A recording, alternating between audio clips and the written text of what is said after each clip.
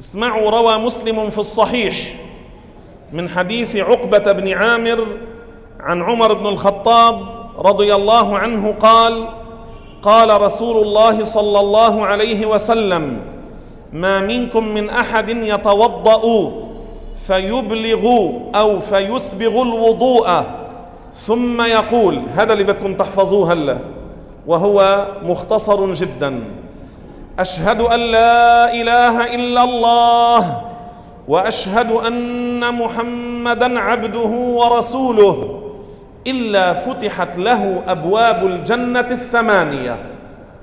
8 أبواب الجنة تفتح له، يدخل من أيها شاء بأن تقول ماذا؟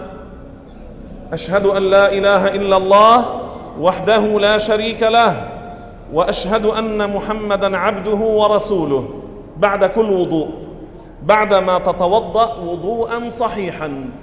في هذه الرواية هذا الذكر مختصر جدا، توجد روايات فيها أكثر من هذا، لكن لو اقتصرت على هذا القدر يكفي، وهذا في صحيح مسلم.